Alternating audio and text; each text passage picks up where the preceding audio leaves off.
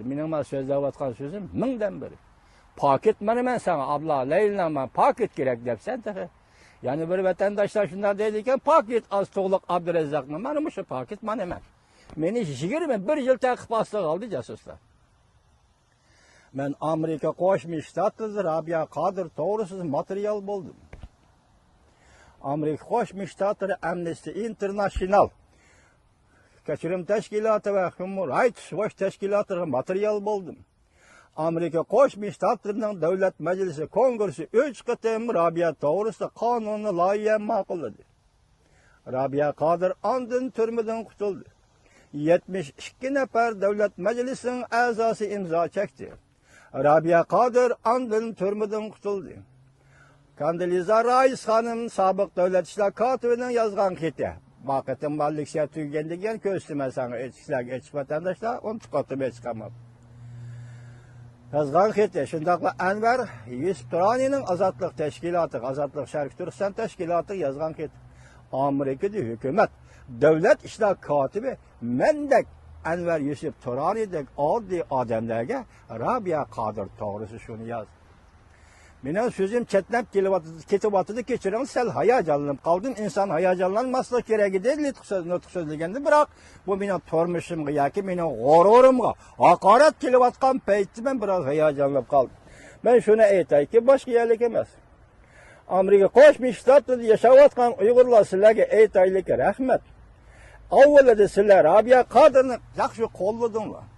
Lekin aranglarda keyin bugun kunlar kelganda Rishad Abbos salgan dasqonga, Rushan Abbos salgan dasqonga, bu salgan dasqonlarga pul xarjlaydiganlar hargiz Rishad Abbos emas. Hargiz Rushan Abbos emas.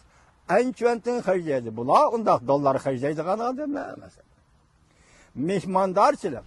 Uyg'ur millati shundaq buyuk, shundaq aqlli millatki, dasqonning atrofiga kelganda hammani yo'qitdi. Eğrak gap qilay desam diniy akabirlarning ko'ngliga kelamikan deyman. Hatto dasqonning atrofi kelganda Uyg'ur o'zining iymoniga bu. Boshqa gapni qilmay sal qaraydi. Shu Uyg'ur dasqon ustida mag'lub bo'ladigan millat.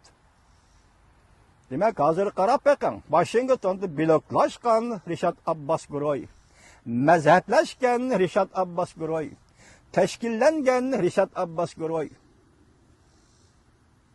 Şantuvlaşkan Rishad Abbos guruhi bir-birini qo'llaydigan. O o'zi yolg'iz buncha bola ishni qilib ketanmaydi. Uningda bunda iqtidor yo'q. Kechiringlar, hurmatli vatandoshlar. O hargiz buncha bola ishni qilib ketanmaydi. Mumkin emas. Uning atrofida xo'jatam bor. Xitoy avatib bergan, Xitoy yo'llab bergan xo'jatam bor. Masalan, 21 yil jarayonida vatanda neni odamlar keldi. Hatto mening do'stlarim keldi. Ansamblda ishlaydigan do'stlarim keldi, maktablarda ishlaydigan professorlar keldi. Birisi kelib mening uyimga yo'qlab ketamidi. Chunki Amerikaga kelib ziyorat qiladigan odamlarni anchvantini chaqirib kelib ishxonada mehmon qilib kutib olib, "Ma uyga borasan, ma uyga bormaysan. Mening bilan ko'rishsan, mening bilan ko'rishmaysan." Rishad Abbos Mahmud Cho'chak deydigan bir so'zgar munofiqni hajga olgan. Hajdan qaytib kelganda keyin uning haj imonimi tugaganda bir munofiq bo'ldi. Washingtonga chaqirib elib kelib, uningga dars o'tib, aql berib, bu Mahmud Cho'chak bu so'zgar vatanga qaytib, Bog'olid Rabia Qodir xoin, Sidag'aji Ro'zi xoin. Dolqon Eysam yaqinda radio so'z yaptı. Bugun uni paket qilib chiqarmadim. Atogin uni ko'tarib chiqaman. Xoin. Men bugun xoinning ramkisini tuzib beray Dolqon Eysa efendi. Rishad Abbos, Rushan Abbos, Dolqon Eysa Abbos. Mana bu 3 burjaklik jasuslar manas. Sizlar savol qo'yishinglar mumkin. Yo'l Uyg'urlarim men savol qo'yishinglar mumkin. Qo'ygan savolinglar nima bo'lishi mumkin? Uni Amerika qo'llayotdi-ku Dolqon Eysani. Dollar beryapti-ku Amerika Dolqon Eysaga deyishinglar mumkin. Men bu to'g'rida o'zimni tutib olib, keyin Karl Grishmanga murojaat deydigan bir leksiyam bor. Sizlar shu leksiyamni anglanglar. Karl Grishmanga murojaat deydigan leksiyam bor. Sizlar shu leksiyamlarni anglanglar. Vatandoshim, shu leksiyani anglagan vaqtida sizlar yana 80% tushunasizlar. Men 20% yana o'zimni tutib olaman. Hurmatli vatandoshim, hamma yerda qozonning qo'liga to't ekan, hurmatli vatandosh. Hamma yerda.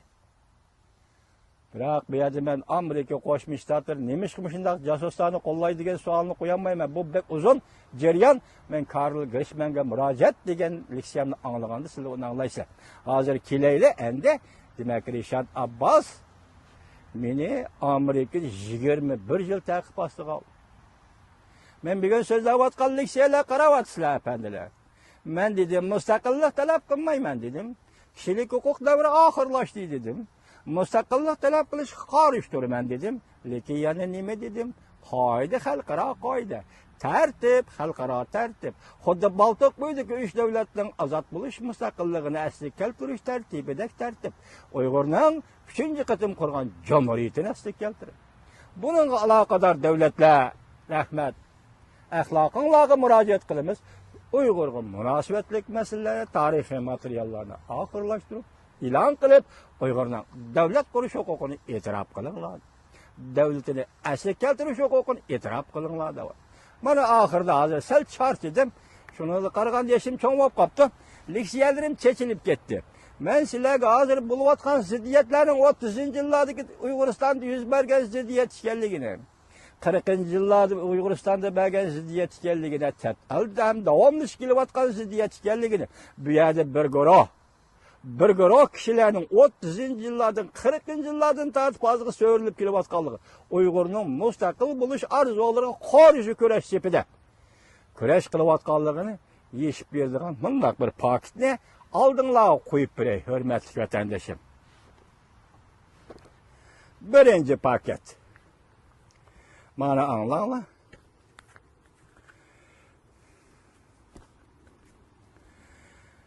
Paket.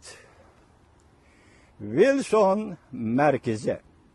Muhammed Emin Bug'ra bilan Aysa Yusuf Olibtekinning Amerika sharqshunosi Owen Lattimurga yozgan xatini oshkorladi. Yaqinda bosh shtabi Washingtondagi Wilson tadqiqot markazi Muhammed Emin Bug'ra bilan Aysa Yusuf Olibtekinlarning 1952-yil 4-oyda Amerika sharqshunosi Owen Lattimurga yozgan maktubini oshkor qildi. Mazkur maktub ingliz tilida yozilgan bo'lib, Yangi Dehlidan Washingtonga bevosita avatilgan. Hamda Muhammed Emin Bug'ra, Aysa Yusuf Olibtekin va Adam Sabri qatorliq 3 kishining imzosi qo'yilgan. Owen Lattimur Amerikadan ayni vaqtdagi dongliq sharqshunosi bo'lib, uning 1946-yillarda Uyg'ur eli to'g'riliq yozgan Osiyoning kindigi nomli kitobi zo'r ta'sir qo'zg'agan. Mazkur maktubda mundoq deyilgan: Muhammed Emin Bug'ra, Aysa Yusuf Olibtekin va men uchimiz Kashmirda panohlanayotgan 600 nafar Turkistonlik muhojirga vakil bo'lib, Yangi Dehliga keldik. Xitoy kommunistlarining tahlikasidan vatanni tark etgan bu muhojirlar Hindiston hukumatining vaqtli ruxsati bilan Kashmirda turmoqda. Hozir Ili, Cho'chak va Oltay qatorliq 3 viloyat butunlaydigudak Sovet ittifoqining kontrolligiga tushib qoldi. Takrorlayman vatandoshim. Hozir Ili, Cho'chak va Oltay qatorliq 3 viloyat butunlaydigudak Sovet ittifoqining kontrolligiga tushib qoldi. Biz sizni Osiyoning kindigi nomli asringiz bilan taniymiz. Mümkün bo'lsa siz va sizning do'stlaringizning bu yerdagi hamma narsadan ayrilgan musofirlarga yordam qo'lini so'nishini umid qilamiz. Erkin Osiyo radiosi ko'chirilgan vaqti 2016-yil 11-oyning 12-kuni. Ko'rdingizmi? Ziddiyatning tubini mana bu yerda. Davlat qurdi Uyg'ur. 3-qatim Cumhuriyet qurdi Uyg'ur. Cumhuriyet qarıştırıyotgan bu milliy munofiqlar nima deyapti? Tarixda Sovetlar besib oldi 3 viloyatni deyapti. Vaqti Stalin Uyg'urga yordam berib davlat qurdi. Bu munofiqlar nima deyapti? Besib oldi deyapti. Xat yozish mana mandaq. O Aysa Yusuf Alip Tekin bilen Muhammed Emin Buğra'nın yazgan xiti. Mana qo'limdagi kitap. Meni hazır hayat, yani jasuslarning o'tira sakrab chiqishi mush leksiyani so'zlashga majbur qildi. Mana bu kitap.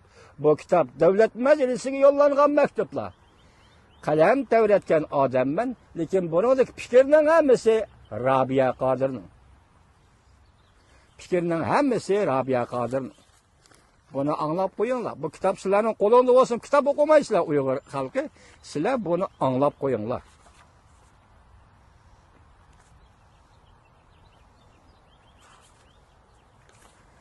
Bunun oxirini, bu şu sözüge leksiyan münasebet tarafdaki oxirini. Hürmetlik Amerika halkı, oxirini anlatımım. Hürmetlik Amerika halkı. Uygurlarning o'ng qili ko'ksidi. Salam Amerika. Tövendeki taleplerimizge, ümitlerimizge Amerika Devlet Meclisi'nin, Amerika Qo'shma Shtatlar hükümetinin Aksaray. Devlet rehberlerinin ciddi köngül bilişini chin dilimizden ümit qilamiz. 2005-yili 5-ayning 6-kuni Prezident Bush Latviyaning poytaxti Riga shahrida nutq so'zlaganda Yalti yig'ini intayin zo'r xatolik bo'lgan edi deb ko'rsatgan va Sharqiy Yevropa xalqlaridan apo so'ragan. Yalti yig'ini deb ko'rsatgan va Sharqiy Yevropa xalqlaridan apo so'ragan. Yalti yig'iniga munosabatlik sobiq Sovetlarning Sharqiy Yevropa allarini o'zining beqinda davlatiga aylantirib olganligi, Sharqiy Yevropa allarini azganligi to'g'risida Rossiya Federatsiyasining prezidenti Vladimir Putinning Sharqiy Yevropa allari xalqlaridan apo so'rashiga prezident Bush haydakchilik qildi. 2005-yili 5-ayning 6-kuni BBC bunda xabar tarqatgan edi. Rossiya Federatsiyasining prezidenti Vladimir Putin musha haftaning 5-ida Germaniya televiziya stansiyasi muxbirning